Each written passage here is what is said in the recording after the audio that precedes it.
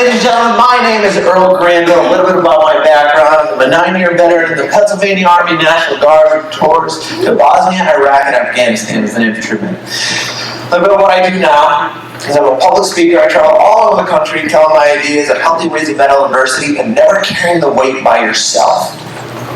I'm a recent graduate at the University of Scranton, and I run charities such as Operation Enduring Warrior and the Oscar Mike Foundation. We help keep our wounded and disabled veterans active, not let their injuries define them. They're going to find themselves. And I play sled hockey for an all-wounded veteran team called the USA Warriors down in Washington, D.C. And you guys shouldn't even talk about that because I swear to you, I am the worst sled hockey player you will ever meet. I'm not kidding, man. I'm pretty bad. Ladies and gentlemen, I want to back up a little bit. Tell them my reason to join the military. I was a senior in high school and my twin brother Joe asked me about joining some type of armed forces. And my attitude at the time was like, dude, I don't want to do that. See, growing up, my culture, I guess you could say, I'd gone to punk shows, playing guitar. So the idea of joining the military, or how I saw it at the time, joining the government, was just not my cup of tea. However, the incentive was, I was that guy, ladies and gentlemen, joke me all you want. Hey man, free education, that sounds good, right? Yes, I was one of those guys. I was making it about me. What can I get out of this? Well, so I decided to sign up with the Pennsylvania Army National Guard with my brother Joe. We graduated high school. We had a nice summer. We went to Fort Benning for basic training. The date was September 1st, 2001. Oh, damn, it's right. Yeah, whoever said that. You know, I realized real quick, what the hell did I get myself into? And I looked at Joe and I was pissed at him. Why is that? Because I was making it about me. What can I get out of this? Well, and no turning back at this point. Joe and I graduated basic training, became infantrymen. Being that we're National Guard, we went back home. So I started looking at getting that education. And that was immediately put at home. And we got orders for Bosnia. Anybody out there familiar with the Bosnian conflict? If not, this time in history, 92 to 95, let me back up a little bit. 92 to 95, there's this horrible genocide happening in this part of Eastern Europe. And after 3 years of this happening, in 1995, NATO forces finally stepped in and said, enough, we gotta stop this from happening. Well, if you're unfamiliar with what was going on, just read the book Love Thy Neighbor by Peter Maas. And there's a movie Angelina Jolie wrote, In the Land of Blood and Honey. Both are very graphic, but it'll be an understanding why we send troops over this part of the world at the time. The time I got there with the 109th Infantry was 2002, and all the fighting has pretty much stopped. Nice peacekeeping deployment. So, no real danger to us whatsoever, right? First time leaving the country, got some nice life experiences over there. Easy day, ladies and gentlemen. I came home from that deployment, spring of 2003, enrolled in a Lackawanna College, started getting that education. The whole reason I joined the military to begin with. I got 2 semesters in when we got a warning order for Iraq. However, it was a volunteer deployment. I'm not going, man. I'm staying back if I don't have to go. However, my twin brother Joe and some of my buddies that I was in Bosnia with, they were going to go over. So I thought to myself, God forbid if something happened to my brother and my friends over in Iraq while I'm at home partying out at school. So I decided to put my big boy pants on and volunteer for Iraq. Let me tell you something, Iowa was the best decision I ever made. What do I mean by that? Like I said, when I joined the military, I was making it about me. What can I get out of this? Going to Iraq, becoming a sergeant at NCO, taking on those more responsibilities, and some of those dangerous situations we had over there. I saw the big picture wearing that uniform. This isn't about me. It's about us. Being a part of something bigger than yourself. And I knew this is a job I wanted to do for the rest of my life. Joe and I both re-upped our contracts in Iraq. We're over there for a year. We came home and went right back into school. And after finally getting my associate's degree, hit a fork in the road. What's next? Do I look for work? Then we get a higher education at university. What's going on? All of a sudden, we get another warning order to be attached to a different battalion, the 103rd Armor, to go off to Afghanistan. Another volunteer mission. I raised my hand right away. John, the other hand, is going to stay back. He's now married, and him and his wife Stephanie, who's also a soldier, their priority is starting a family. Joe asked me, as I came in, how do you stay back? Right? We're supposed to be scheduled to go to Iraq mandatory in about 2 years. We could do that together. I said, sorry dude, I'm cutting this cord, and off I went. On this deployment, a part of what's called the Prevention Reconstruction Team, or PRT for short. What we do is we work with governments in Afghanistan, helping to rebuild infrastructure that the Taliban is destroying. Blowing up a lot of schools because you know how they feel about females getting an education. Helping build roads, even building wells for villages so they get clean drinking water nearby so they're not traveling miles just to get basic necessity. Pretty simple mission. I went to the job here, the security force for the Corps PRT, which is made up of civil affairs officers, U.S. civilian engineers. Pretty unique mission. We would escort the Corps PRT to wherever job they had, or what meeting they had with these government and village elders. We'd put them in our Humvees, take them to their meeting, or whatever they're building, pull security, put them back in, take them back to base. Pretty cut and dry mission. Every person we escorted sit in the back seat, except for one individual. This gentleman, his name is Major Scott Haggerty. Major Haggerty just liked to be in charge of the vehicle he was in. I saw on this 4-day mission in a little village called Zormont, Major Haggerty was going to be in my vehicle and I was going to escort him. So I knew he was going to take that shotgun seat to bark orders. So I said, I'll tell you what, Major Haggerty, you want that job? Go right ahead. I'm going to be your gunner today, and I'm going to put my gunner as a passenger in another vehicle. Everybody's happy, right? Easy day. On this final day, on this 4-day mission, we went to go look at a site where we're going to build a school in the future. On our way there, outside the vicinity of Zormont, we're going to take this nice, small road crawling out there in this valley. And we could see in the distance we're being watched. So we realized on the way back, we might want to take a different route. So we pulled out our maps and our Blue Force trackers, found a more wider road, maybe a little longer, but it just seemed so much safer. Really got that speed going. Easy day, right, ladies and gentlemen? Now, this is about 3 months I've been in Afghanistan on this road that none of us were on yet. And for the first time ever in this country, I'm seeing bright green vegetation. For those of you that have been in Afghanistan, you might think of it as like mountains and deserts we've been over there. So to see like this bright green grass and trees, I was like, man, who's watering their grass in Afghanistan? This is pretty cool. Why don't we patrol here more often? The next thing I remember, I saw nothing but black. You know when you put your head underwater, that faint noise that you hear, like maybe a muffled sound? That was the best way to describe what I was hearing in that moment. And I felt this momentum. And I was thinking to myself, what the hell is going on right now? When I came to, big beautiful sky. It's like 2:30 in the afternoon. Why am I looking at this guy? Holy shit. I'm on the ground and my feet are backwards and I'm full of blood. The Humvee completely ripped to shreds. We just hit a roadside bomb. All I wanted to do in that situation was assess what's going on. I tried standing up. Well, that's not happening. I heard my buddy Joe Voda yell, get him in a body bag. People are killed. He said, this is them? What exactly is going on? Finally, my medic gets to me, U.S. Air Force Tech Sergeant Eric Jones. We call him Doc Jones. Doc started working on my wounds. Doc, how's everybody else doing? They're doing fine, they're doing good, we're going to get you all out of here. Doc got the bleeding under control. They put me on a litter. They carried me over behind one of the vehicles. And in that journey behind one of the Humvees, they walked me right past 2 body bags. And I could tell from the equipment around me, I knew exactly who it was. It was the remains of Major Scott Hardy of Stillwater, Oklahoma in the Army Reserves. The gentleman who took my seat that day, which is why I'm still in front of you here today.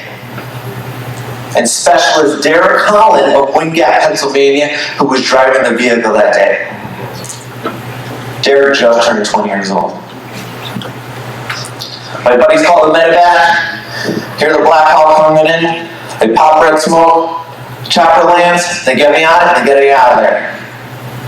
They take me to Bagram Air Base. And while I'm there, getting my x-rays, see what's next. Doctors say we have to do surgery in your right hip immediately. Absolutely, let's do this. I wake up to a nurse pulling a breathing tube out of my mouth. And when I calm down, she says, just a heads up, you're at Marshall Air Base in Ramstein, Germany, a whole different continent. Later that day, the doctors come in and they say, we're going to have to do more operations on your right leg. We could salvage that. But your left leg, looks like we're going to have to amputate it. Boy, heavy stuff, man. Doc, you think I could keep it? And he says, well, if you keep it, you're not going to be able to wait on it, so it's going to be crutches or a wheelchair. No, Doc. Do you think I could keep it? And he says, no. Let me tell you, ladies and gentlemen, all right? Hold on. That leg's in on the operating table. Those 5 toes are nothing more of mine than that, am I right? What are you going to do with it? Bring it home to your dog and chew on that? You guys ever see A Christmas Story? You know that lamp? You know, someone knows what I'm talking about over there, right? Didn't get to keep my leg, what a waste. Had more surgeries on my right leg in Germany. And I finally get the green light to come back to the States. Walter Reed Army Medical Center in Washington, D.C. And this is going to be my home for a while. My 3rd day there, I'm in ICU. And my immediate family gets a green light to come down and visit. And one by one, so it's not overwhelming, they visit me in my room. First my mom, and she leaves. Then my dad, he leaves. One of my older siblings, and so on. And eventually there was Joe. Now my perspective, ladies and gentlemen, awkward reunion, but it's great to see everybody. I'm smiling and cracking jokes. And I guess what they're seeing, looks like I lost 60 pounds. My skin is a tint of yellow. I have wound vacs coming all over my legs, and I'm missing a limb. Not really thinking what they were looking at, right? Joe says to me at one point, I should have just gone with you. Dude, gone with me? You could have been killed. I'm chalking this up as, look, I got lucky, ladies and gentlemen. If Major Haggerty never took my seat that day, I wouldn't be here. So what do I have to complain about, right? Perspective. My time at Walter Reed, ladies and gentlemen, is now in the summer of 2008. The surge in the Iraq War happened a year prior. And it's pretty busy there. There's tons of men and women all around me from all different branches with injuries, what they sustained overseas. So you can think of it as like a somber place. Double amputees, triple amputees, spinal injuries, people who lost their sight, traumatic brain injuries, burn casualties, you name it. Through all that somber, there's one thing when I started socializing and had the ability to get in a wheelchair and move around. There's one thing I learned from my peers, that warrior spirit never left. Because one thing we're good to do out in the military is to give each other a hard time. You know, the Army and the Marines are duking it out. What's the better branch? Army! Nobody likes the Air Force. Comes with that, right? But I gotta tell you, ladies and gentlemen, seeing everybody crack jokes still and give each other a hard time, and seeing people with much worse injuries than me that have been there for a little bit do these amazing things, I realized, yeah, this ain't gonna be so bad. Perspective. Life is good. I got my independence back, got a prosthetic leg, started to walk again, getting those long distances, learning how to use a leg. What do I have to complain about? I'm medically retired out of Walter Reed. I get a job in Washington, D.C. as an archaeological lab technician. And every so often, I head back home to Pennsylvania, visit my family, and visit my friends. I get an invite to a black tie event back in Scranton for the holidays. It's a week before Christmas in 2010, and I'm home in Scranton. I get out of the shower. I put my suit pants on and a t-shirt, and I'm in front of the mirror doing my hair. All of a sudden, my phone rings. I look at it, and I see it's my mom. Let her go to voicemail until I'm done doing my hair. Finish doing my hair, wash my hands, grab my phone, I listen through voicemail. She sounds distraught at me. I'm like, girl, you need to call me immediately. Boy, what's that about? I give her a call. She's so hysterical and won't stop crying. I say, Mom, what's going on? Earl, I'm so sorry. Mom, what's going on? Deep breath. What's up? Earl, I'm so sorry. Hey, talk to me. While on active duty, my twin brother, Staff Sergeant Joe Granville, takes his own life.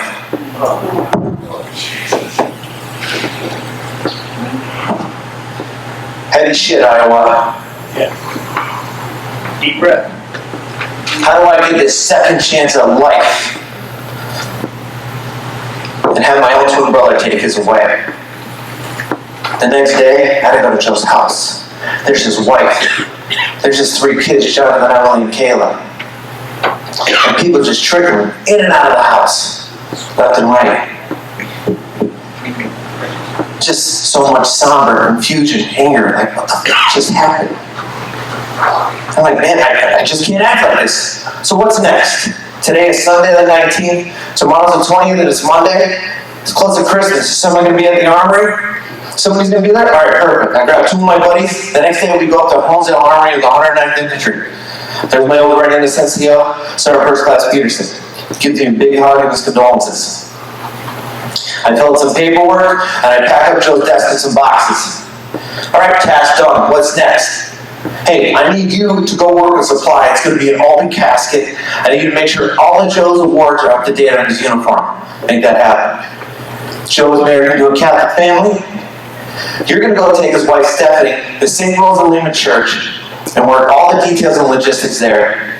You're going to come with me and we're going to take my mother to Maurice Funeral Home and work out all the logistics and pick out a casket. And I just started delegating all these tasks.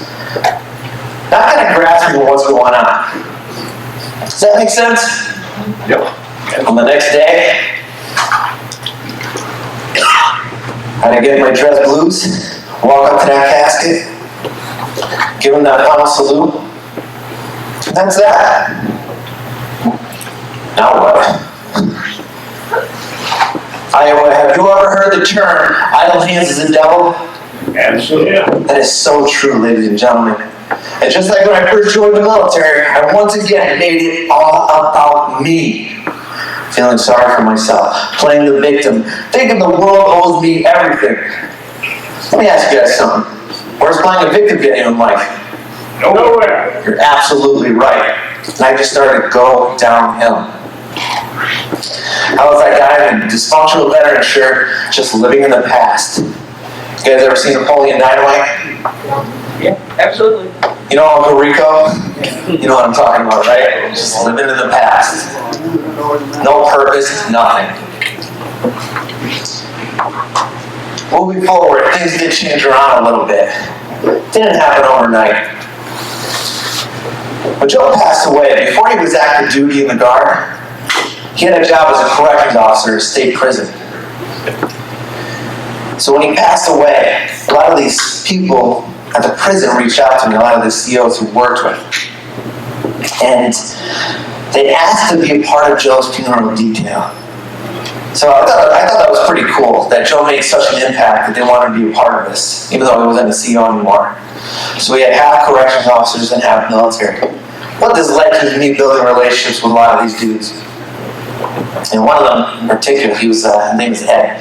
Ed said to me, Joe showed him a newspaper from Colorado, and I was on the front page. I went to Vail, Colorado, my time with Walter Reed, and I learned how to snowboard once again with special prosthetic leg. And as I'm walking through downtown Bed, I saw on one of the papers, me on the front page, I didn't even know I was on that. So I grabbed some change and I went to one of the machines where you pull the papers out. Got a few quarters, put the quarters in, opened the lid. What do you think I did? Took them all. You're damn right I did. And I took them home and I started delivering them on. I move the paper, man. And give them to my friends. I guess Joe showed his buddies at the prison. Now, I didn't really Joe and I didn't have that type of relationship to compliment us. So to hear this from somebody else kind of blew my mind a little bit. I was like, geez, if he was proud of me then, would be proud of me now. Because I feel like I'm acting like a shithead. So things just started to change a little bit. To make my brother proud of this big spiritual world, I just started to be active once again. Got a running blade and started running 5Ks all the way up to marathons. Getting myself involved in endurance events and CrossFit, which led to me running Spartan races. On my first ever Spartan race in 2013, there's these men and women in uniform picking up their bibs when I am. And I just observed them, I just noticed them, and then one came up with his hand out, shaking our hands.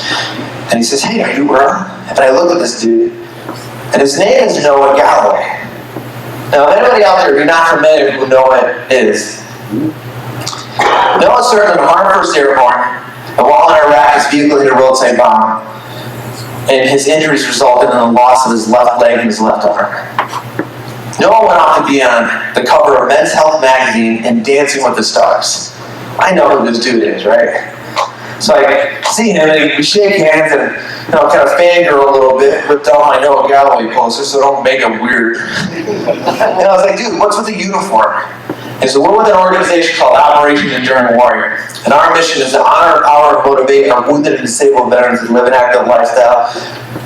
Their injuries aren't going to find who they are, they're going to find themselves. He said, "Do you want to roll outside?" I said, "Dude, I'd be honored." So I met the rest of the team. Before I went to the starting line, I went to a little secluded area. And in their little backpacks, they pick out a gas mask and don it. I'm like, geez, these guys are hardcore. So I run along this race alongside the masked athlete team of OEW.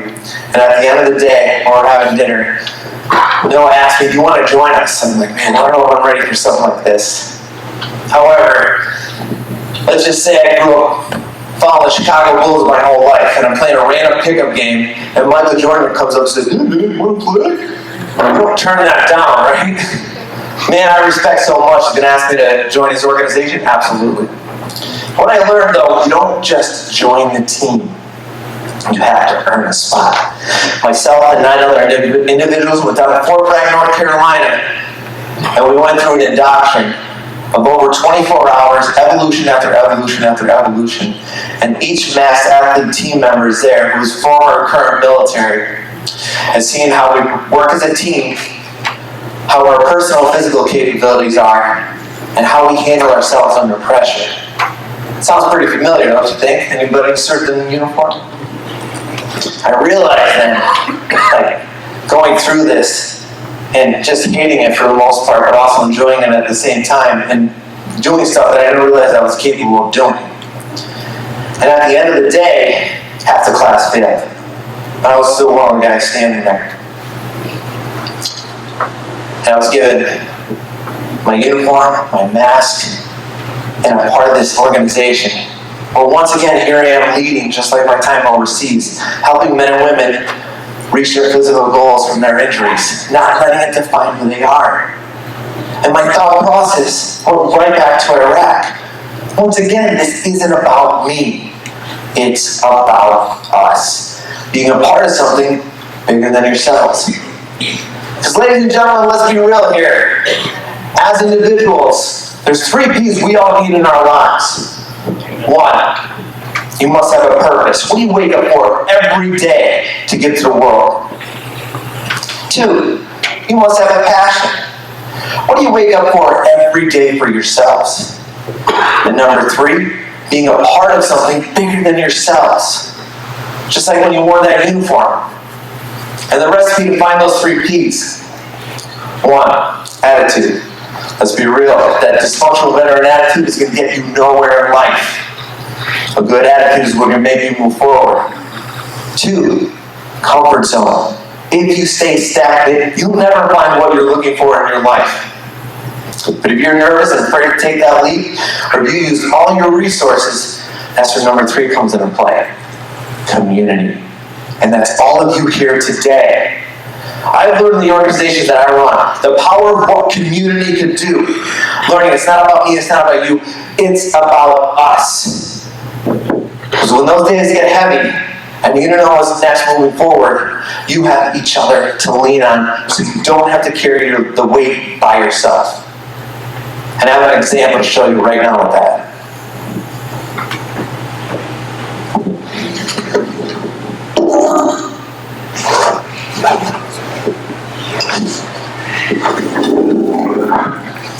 Ladies and gentlemen, this is Cindy the Cinder Block.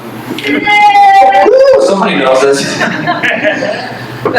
Yes. What Cindy represents, Iowa, is a heavy mental adversity that we all face as human beings, as individuals. Guilt, stress, depression, anxiety, loss of a loved one, loss of a career, maybe COVID, small business suffering, the weight of adversity that holds you down and stops you from enjoying life.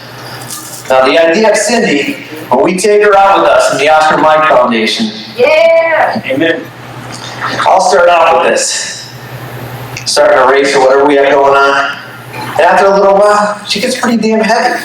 But luckily, I have a team or a community right here with me, so I don't have to carry it alone. Steve, come on up here, dude. I've learned really quick in these organizations that I run and I'm a part of, the silver line to our organizations is more than just that medal at the end of the finish line or whatever career we have. It's the relationships we build with one another to understand you don't have to carry that weight alone. And sometimes the power of vulnerability is what's going to make that change happen. Remember, ladies and gentlemen, it's not about me, it's not about you. It's about us. Because look, those heavy days are going to happen. As human beings, though, we're pretty damn freaking resilient. But there's days that are going to be heavier than others. Just know, you don't have to carry them by yourself. Thanks, dude. Appreciate it. Thank you. Love you. Purpose, passion, part of something. Attitude, comfort zone, community. Thank you, Iowa. I appreciate your time.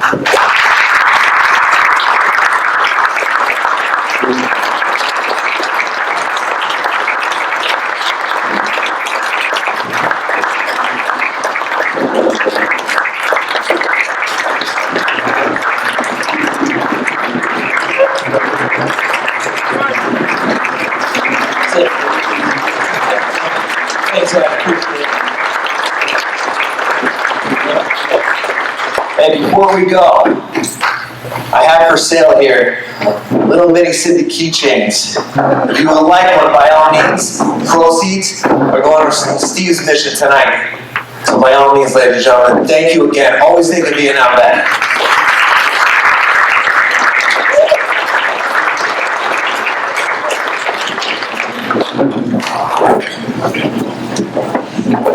So, my mission